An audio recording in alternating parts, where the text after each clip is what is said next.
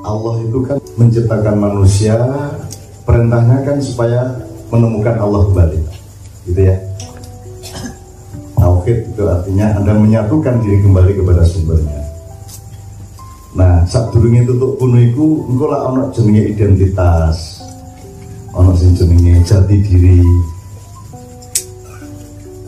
Nek cara Sunan Kalijaga jati diri iku nek sirahmu karo awakmu gak petal.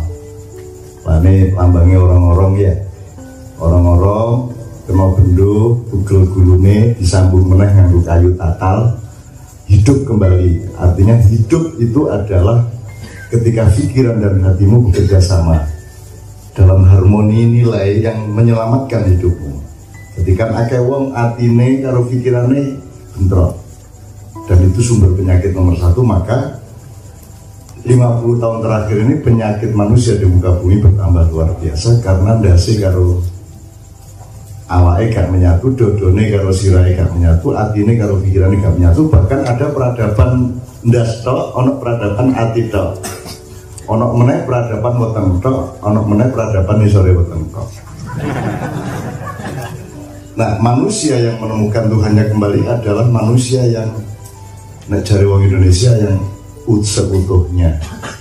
Nah, ini alon-alon ya, ada frame dulu apa-apa itu ben duwe kamera yang siap gitu ya. Ada tahap-tahap di mana Tuhan memberi waktu sangat lama supaya manusia bisa menemukan dirinya, karena setiap manusia itu sejak kecil itu meneliti ya. Cah cilik itu meneliti dirinya, bener, meneliti barang-barang, diutak-utak, didelok, ya, setiap anak itu meneliti. Jadi pekerjaan utama manusia itu meneliti untuk menemukan dirinya. Kalau dia menemukan dunia, dia bisa melihat dirinya di dunia, atau dia menemukan dirinya, dia bisa melihat dunia di dirinya. Kalau buku yang sedang digarap Mas Toto dari terbitan saya tahun 83 itu adalah Indonesia bagian dari desa saya.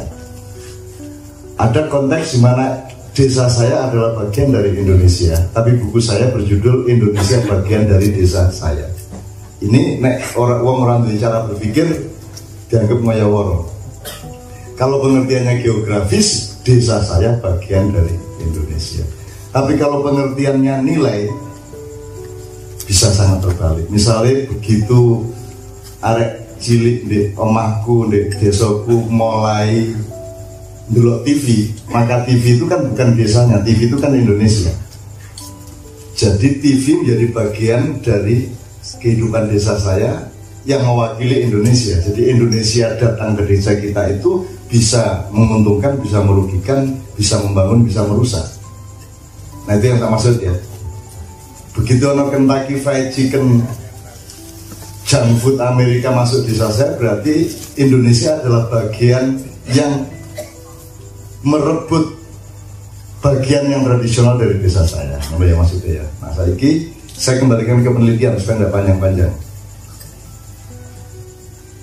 Setiap hari kan Anda meneliti, mengidentifikasi awakmu. Pertama sing gampang dukurmu piro ya toh, mripatmu minus atau plus, ya semua gitu. Setelah itu mengidentifikasi bakat, setelah itu mengidentifikasi kecenderungan psikologi, apa jenenge nangisan taga, gembeng taga, itu kan setiap orang dewe-dewe ya.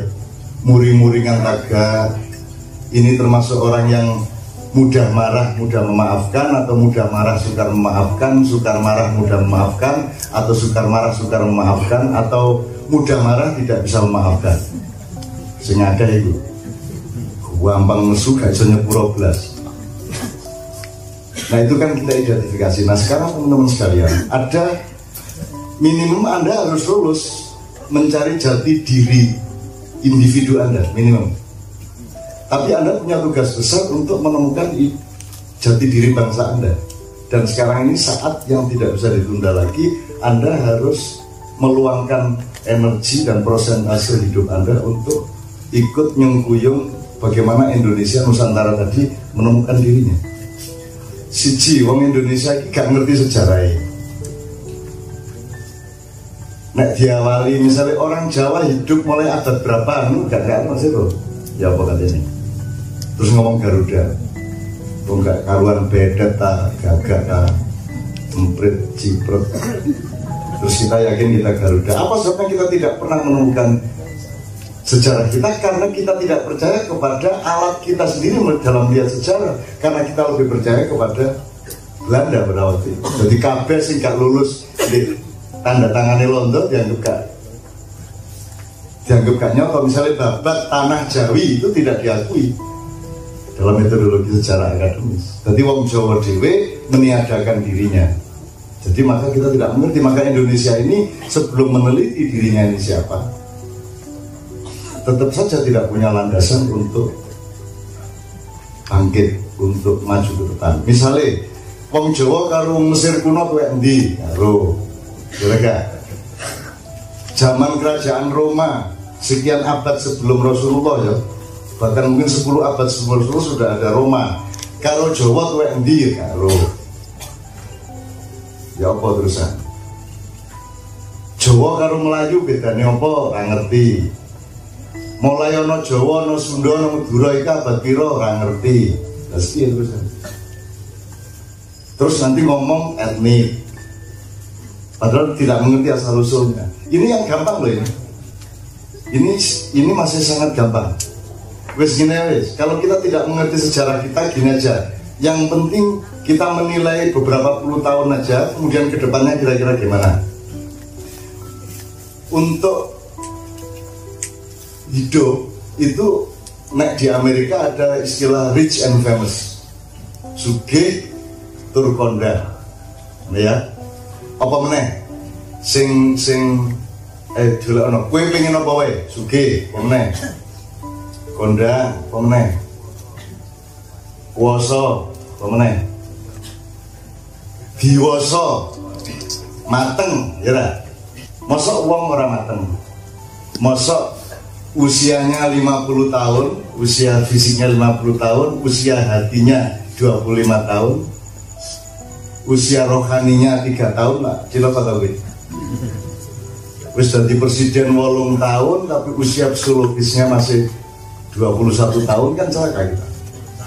Nah itu kan harus kita identifikasi terus. Nah sekarang saya tanya, ini lepas dari Anda pribadi-pribadi, saya wong Indonesia gitu, negara Indonesia, bangsa Indonesia yang mbuh biyen bangsa apa jenenge? Biyen lak durung ana bangsa Indonesia to.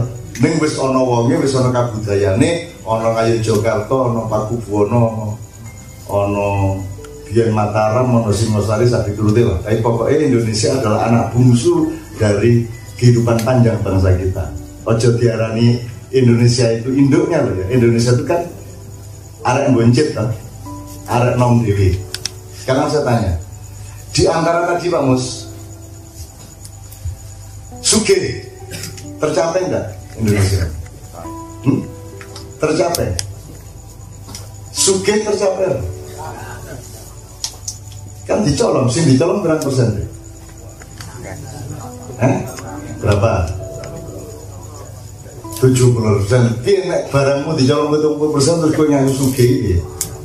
Artinya kalau yang natural aslinya tanah air kita kaya, tapi kan bukan karya kita. Maksud saya yang karya kita, ya, yang upaya kita mencari jati diri tadi itu berhasil nggak untuk kaya? Kalau Malaysia kalau pemenang, kalau Vietnam kalau pemenang, kalau Cina kalau pemenang. Jadi sugih ra kelakon, terkenal kondang kelakon ora, kondang korupsi nih, gaya upin-ipin ora iso. Padahal upin-ipin itu bikinan orang Indonesia. Tetapi karena bangsa Indonesia memiliki pemerintah yang sama sekali tidak mau menghargai potensi dan karya bangsanya sendiri, maka akhirnya anak-anak Indonesia yang berbakat lari ke luar negeri dan bekerja untuk negara lain, di NASA, di Pentagon, di Honda, di Hyundai, ya toh, di Malaysia, sapi turute. Jadi Indonesianya tidak tercapai. Apa meneh guys? Dewasa nggak kita sekarang?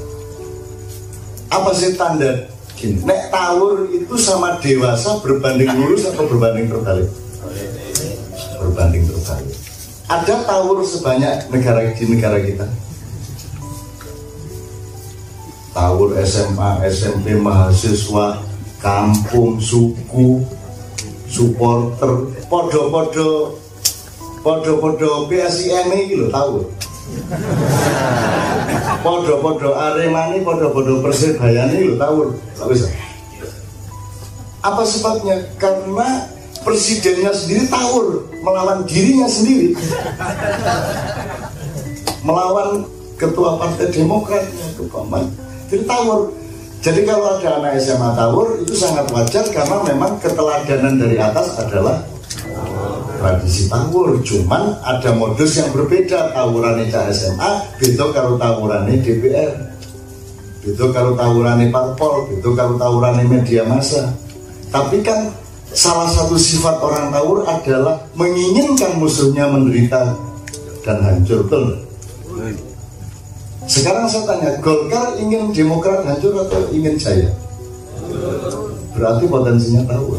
Demikian juga Demokrat, inginnya Demokrat, yang lainnya jaya apa hancur?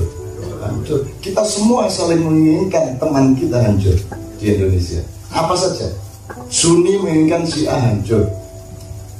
Karena kita bukan bangsa, kita adalah individu-individu yang tidak punya kepemimpinan dan tidak percaya kepada pemusatan imamah, sehingga kita satu sama lain saling benci. Saya secara pribadi sepanjang hidup yang saya alami nomor satu kedengkian teman-teman saya. Sampai hari ini semua orang-orang yang dulu melakukan reformasi bersama saya, bahkan yang dulu ikut-ikut Soeharto, sama saya tidak ada yang ikhlas sampai hari ini. Jadi sesuk ora tak ewangi kowe.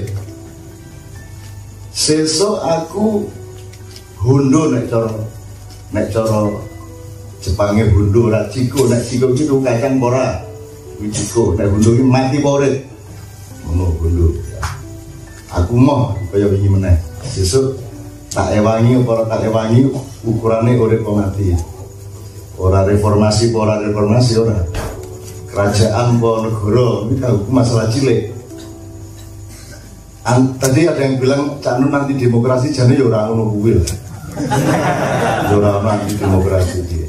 Maksud saya itu gini, anti demokrasi itu retorika pada momentum tertentu untuk konteks dan nuansa tertentu diperlukan kata anti demokrasi. Ning janjane ngene.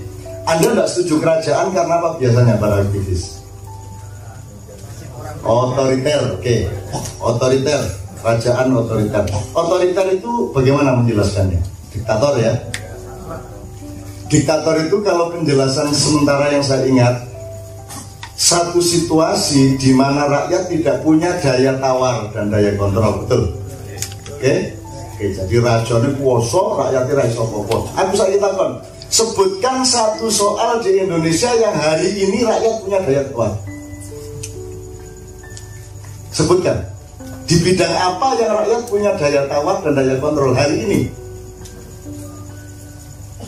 Jadi saya otoriter apa? Tadi definisinya apa tadi? Otoriter, kamu tidak setuju kerajaan karena otoriter. Otoriter adalah keadaan di mana rakyat tidak punya daya tawar terhadap keputusan-keputusan yang ditimpakan ke mereka, tidak punya daya kontrol terhadap wakilnya sendiri dan seterusnya, toh? Aku takon saiki sebutan siji wae sing rakyat duwe daya kontrol. Wong kowe karo tilang kowe kan duwe daya kontrol, kan duwe daya tawar. 50 ya 50, selawe ya selawe kan. Kowe main ditilang polisi siji ora wani bantah kowe. Padahal polisi kok bantah rong kalimat sing rada aktivis iki lu bingung dhewe. Bapak polisi bener mana buktinya? Ngono iki. Nek terus dulu, enggak, Kak, saya rakyat, saya lebih berat tanya kepada Bapak daripada Bapak kepada saya. Kan ngono toh? Bener. Mulai ambil pikiran. Dan sekarang saya tanya, jadi kalau demokrasi Indonesia ini otoriter apa tidak? Terus bedanya apa kalau kerajaan? Nah, jadi Anda salah kalau mengatakan kerajaan itu otoriter, terus demokrasi itu tidak otoriter. Pembuktinya tidak ada satu pun yang Anda punya daya tawar sekarang. Wis wong desa ngopo? Macul-macul. Ya mesti wae apa ajule sing nyekel kowe ya wis ngono. Iya deh, maksud saya nggak punya daya tawar. Sekarang bandingkan ini simulasi tinggi. Podo-podo rakyat randuwe daya tawar penak di kerajaan po demokrasi. Podo-podo otoriter. Penak di. Penak kerajaan mergo sing disikat yang siji to. Asa iki karep nikah sapa? Bukan banget sing kudu kok sikat. Ya ra? Ya ra? Modar dhewe entek. Jadi demokrasi yang kita alami adalah memodifikasi otoritarianisme raja menjadi otoritarianisme kelembagaan yang gedah ya ombone. Arep demo ku nek kerajaan langsung nang keraton ning saiki lho. Bukan banget sing di demo. Nang Mabes Polri demo, nang DPR demo, nang istana demo, nang BPK demo, nang wah bukan banget. Wes tau mikir kuwi kowe. Wes saiki misalnya ngene ya, sorry ya. Ini mohon maaf apa ya. DIY kemarin diresmikan oleh gubernurnya. Terus aku isi ngomong langsung. Ngomong tuh data pemerintah pemerintah provinsi DIY barang. Mbok kuwi cukup unit pengelolaan daerah yang merupakan salah satu tangannya keraton ngono ya oke. Dadi ora kudu apik wong provinsi jane ngerjake apa to? Sing nyambut gawe lah kabupaten karo kota madya. Provinsi yang apa? Mbok udah salah satu balairung atau tempat di keraton itu ada kantor koordinasi pengelolaan daerah. Kota Madya, Sleman, Gunung Kidul, Bantul, Kulon Progo gitu loh. Ngopo kok dadak ngarso dalem dadi gubernur barang. Wong gubernuran iki jan mung driji siji tok. Supaya kowe bingung nek arep protes. Ya ta? Arep panggil kare protes. Nek lembagane keraton siji wis cukup iki dari PP ning kono kuwi. Ya ta? Nglumpuk sak juta ora bali nek ora penuhi ngono ta? Saiki bingung sing nang keraton piro, sing nang kepatihan piro, sing nang DPR piro, sing gedapnya karo urang sing penggaweane ora cetha kabeh. Nah, tapi untuk merubah ada tidaknya pemerintah provinsi itu kalau dalam demokrasi lewat apa? Saiki misalnya oke, untuk RUU keistimewaannya berapa tahun? Suwe toh? Oke. Sekarang untuk oke saiki ngarsa dalem setuju di DIY nggak usah ada pemerintahan provinsi, cukup unit salah satu unit keraton untuk mengelola daerah. Tapi untuk mengesahkan ini tuh lewat ndi? Lewat Senayan meneh toh? Pirang tahun meneh? Kuwi efektif ora? Anak kerajaan tak langsung wis pokoke saiki rasa provinsi. Lha kan anak ratu cepet toh? Wis aku ra mudhun pokoke jalan tol iki cepet. Lho lak penak to raja. Gari rakyatnya nek raja ning ngawur sikat ning gari ngono to ya.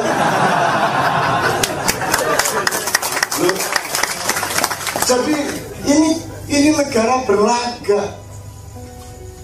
Merepoti dhewe, mubeng-mubeng dhewe, ngelu dhewe, kesleo-sleo dhewe, nangis-nangis dhewe, modar-modar dhewe. Mumet-mumet dhewe, betul enggak? Terus kita kena mitos pokoknya sing bener ki yo trias politika keraton ki. Kaya-kaya ana wae kowe Nabi Daud, dari Nabi Daud dikator ngono. Asu. Tepat enggak kata-kata itu? Tepat enggak? Nabi Sulaiman otoriter gitu. Undang-undang itu otoriter enggak? Kamu ngerti nggak sih otoritarisme itu? Undang-undang itu otoriter apa tidak? Perda itu otoriter enggak? Perda sih lo otoriter. Polisi ning burine wet ya otoriter ora? Jadi kok tiba-tiba di sini itu berpikir nek otoriter itu nek keraton zaman biyen. Wong ning ngarepe iromu kuwi otoriter karo-karuan. Ya lah. Oke, ini sekedar ngomong Nusantara.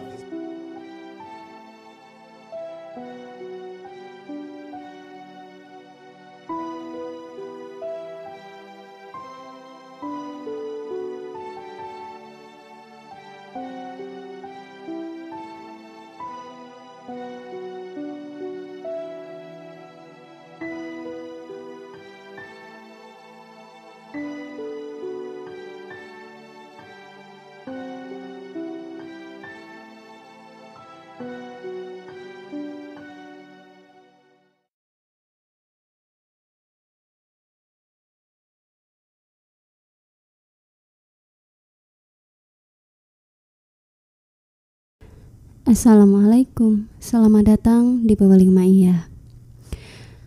Berikut ini adalah kutipan video Sinau Bareng tahun 2015. Dan sebatas yang dapat kami tangkap, kurang lebih beginilah ulasannya. Kesejatian diri adalah sesuatu yang paling original dari diri, di mana tak ada hijab yang menyelimuti, tak pula topeng yang menyamari. Oleh karenanya, jati diri hanya dapat kita temui tatkala kita sudah melepas semua atribut yang menutupi. Karena suka rasanya menemui diri tanpa melepas identitas duniawi. Jika sejenak kita resapi, hakikat dari setiap diri adalah ketiadaan. Tak ada diri yang sejati kecuali Sang Maha Sejati, sementara kita ini hanya cipretan dari diri yang sejati, yang kelak pasti akan ditarik kembali. Narasi di atas itu adalah dasar-dasar untuk mengenali diri sendiri, di mana landasan utama bagi setiap diri adalah kesadaran bahwa kita hanyalah hamba, kita hanya diada-adakan, kita hanya diciptakan, dan tak ada daya dan upaya selain menyadari bahwa hakikat dari diri manusia adalah hamba. Setelah kita menyadari landasan itu, barulah kita melangkah lebih dalam untuk mengetahui jati diri kita sendiri. Jadi, setelah kita sadari bahwa hakikat kita hanyalah hamba, maka jelas sudah bahwa hakikat kita tercipta adalah untuk menyembah. Sebagaimana yang juga telah Allah firmankan bahwa Allah tidak menciptakan jin dan manusia kecuali hanya untuk menyembah Allah. Jelas sudah jati diri kita yang paling dasar, dan terjawab juga tujuan hidup kita itu apa. Selanjutnya, setelah kita mengetahui jati diri dan tujuan sejati kita, maka barulah kita akan bertanya-tanya. Kalau ada tujuan, berarti ada dari. Kalau dalam istilah Mbah Nun yang sering beliau sampaikan itu begini: Inna lillahi wa inna ilaihi rajiun. Itu bukan rumus kematian, akan tetapi itu adalah rumus kehidupan, di mana kita dari Allah dan akan kembali kepada Allah. Jadi, kalau digambarkan itu begini: titik keberangkatan dengan titik kembali adalah satu jalan yang melingkar. Karena titik keberangkatan kita adalah Allah dan kelak akan kembali ke Allah. Jadi, ini bukanlah satu perjalanan yang bolak-balik, akan tetapi ini adalah perjalanan dari asal menuju asal. Seperti yang sudah kami sebutkan tadi, bahwa jika digambarkan, maka hidup ini adalah perjalanan melingkar. Maka jika kita renungkan, sesungguhnya kita ini bukanlah penduduk asli bumi. Karena bumi ini hanyalah salah satu jalan yang harus kita tempuh di dalam sebuah perjalanan. Jadi, bumi ini hanya tempat yang kita lewati. Dunia ini hanya bagian dari rentetan perjalanan kita. Mungkin sebelum kita melewati bumi, kita sudah menempuh perjalanan. Mungkin ibaratnya bumi ini adalah langkah ketiga dari perjalanan kita, di mana langkah pertama adalah saat kita menjadi roh dan bertemu dengan Tuhan untuk bersaksi sebagaimana yang Allah firmankan pada Quran Surat Al-A'raf ayat 172, yang artinya, dan ingatlah ketika Tuhanmu mengeluarkan keturunan anak-anak Adam dari sulbi mereka dan Allah mengambil kesaksian terhadap jiwa mereka seraya berfirman, bukankah aku ini Tuhanmu? Mereka menjawab, betul, kami bersaksi bahwa Engkau adalah Tuhan kami. Kami lakukan yang demikian itu agar di hari kiamat kamu tidak mengatakan, sesungguhnya kami Bani Adam adalah orang-orang yang lengah terhadap keesaan Tuhan. Jelas, itu adalah rentetan dari perjalanan kita. Kemudian, setelah itu, kita hidup di alam kandungan, barulah kita menempuh perjalanan di dunia. Kemudian, kelak, menempuh lagi perjalanan di alam kubur, selanjutnya di alam barzakh, alam peradilan, dan seterusnya. Itu semua adalah rentetan perjalanan yang akan kita lalui. Oleh karenanya, maka sejatinya kita bukanlah penduduk asli dunia ini. Karena dunia ini hanyalah rentetan jalan yang kita lewati, namun dari semua rentetan perjalanan itu, dunia adalah tempat untuk menentukan nasib dari perjalanan kita selanjutnya. Jika di dunia yang sesingkat ini kita lulus, maka perjalanan selanjutnya akan mudah kita lalui. Banu juga ngendiko begini, kalau kita tidak mengetahui jati diri bangsa kita, minimal kita mengetahui jati diri kita sendiri. Sampai di sini, maka setelah kita mengetahui asal muasal dan tujuan kita, maka selanjutnya kita akan mencari bekal yang telah Allah berikan di dalam kita menempuh perjalanan kita. Rasa-rasanya sukar dibayangkan bahwa Allah tidak memberi kita bekal untuk menempuh perjalanan ini. Pasalnya, Allah adalah sebaik-baik pengasuh, Allah juga sebaik-baik pengasih dan penyayang. Maka rasa-rasanya tidak mungkin Allah akan membiarkan hambanya menempuh perjalanan tanpa memberikan hambanya bekal. Oleh karena itu, maka kita harus mencari bekal yang sudah Allah berikan kepada masing-masing dari diri kita. Untuk mengetahuinya, kita harus meneliti diri kita sendiri. Contohnya, ada yang Allah ciptakan seseorang menjadi kaya, maka hendaknya kekayaan yang Allah berikan dia jadikan menjadi bekal untuk menempuh perjalanan di dunia. Misalnya, dengan mengakhiratkan kekayaan seperti untuk membantu orang, berangkat haji, berkorban, dan seterusnya. Sementara bagi yang Allah beri sifat penakut, maka jadikan itu bekal untuk menempuh dunia agar selamat. Misalnya dengan tidak pernah berani melakukan kemaksiatan. Atau sebaliknya, misalkan bagi yang Allah beri sifat pemberani, maka jadikan itu menjadi bekal untuk perjuangan menumpas keburukan, untuk selalu berkata lantang tentang kebenaran. Atau contoh yang lain, misalkan Allah memberi kita kelebihan dalam ilmu, maka jadikan itu sebagai jalan untuk menempuh dunia, dan seterusnya. Intinya, telitilah jati diri kita, sifat kita, kecenderungan kita yang Allah berikan kepada masing-masing dari diri kita. Dan jadikanlah itu sebagai bekal di dalam menempuh akhirat. Jadi garis besarnya adalah kita tidak bisa memisahkan antara dunia dengan akhirat. Mungkin selama ini kita terbiasa diajari untuk memisah-misahkan antara dunia dan akhirat. Misalnya, dunia itu kekayaan, jabatan, dan materi. Sementara akhirat itu sembahyang, mengaji, dan sebagainya. Padahal dunia dan akhirat itu tidak bisa dipisahkan. Kita kerja jadi petani dengan niat menghidupi keluarga, itu juga ibadah. Allah telah memberi rumus kalkulasi atau panduan dasar kepada manusia dalam menjalani hidupnya di tahap dunia.